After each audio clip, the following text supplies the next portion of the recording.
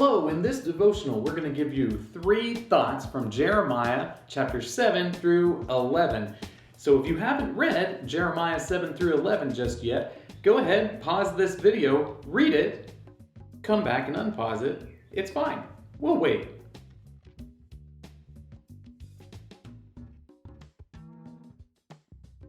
Our 3 thoughts today come from Jeremiah chapter 9, verses 23 and 24.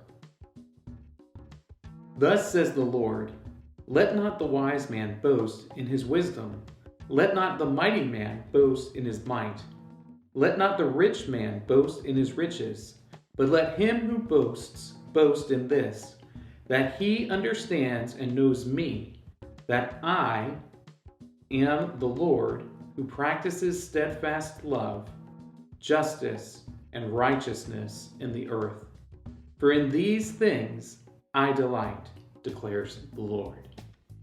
It's such a big temptation for us to boast in the things we're good at or the skills that we have. But in Jeremiah, the prophet speaks for the Lord saying, don't boast in any of your own skills. Don't boast in your might. Don't boast in your wisdom. Don't boast in your power, in your money, and any of those things that you're good at or special at. Instead, boast only in the Lord.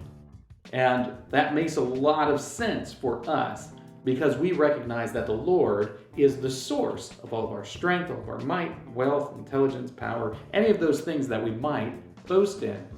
Here are our 3 thoughts on how we can boast in the Lord. The first thought is this: the Lord practices steadfast love. You see, the Lord practices steadfast love. This gets repeated all throughout the Bible. His steadfast love is his love that knows no bounds.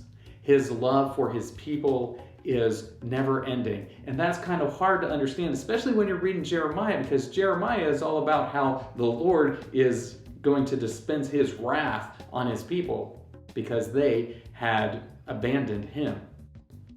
So we need to remember and constantly go back to this idea that the Lord practices steadfast love, which sometimes means that his hand of discipline will be upon us.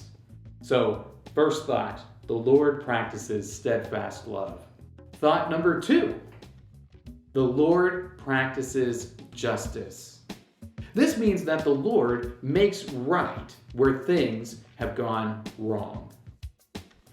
The Lord is the one who is making sure that sin is punished and righteousness is rewarded. It is the Lord who is reconciling all things to his law. The Lord practices justice, perfect justice, so we are able to rest, even though we witness injustice all the time. We can trust that ultimately justice will be brought about because the Lord practices justice. That's thought number 2.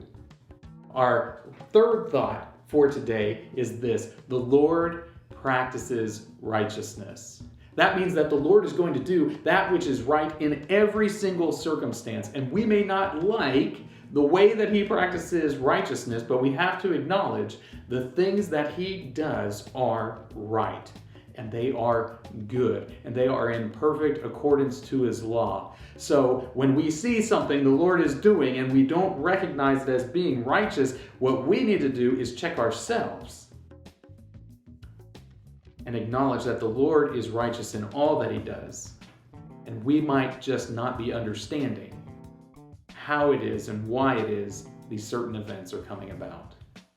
So those 3 thoughts for you: the Lord practices steadfast love, the Lord practices justice, and the Lord practices righteousness, are all vital for us to having an understanding of God that is bigger, grander, and greater than what we might have had before. If you'd like to read through the Bible with us, go ahead and get into our Facebook group. It's called Through the Bible. Look that up and join it, and we'll be happy for you to read the Bible with us.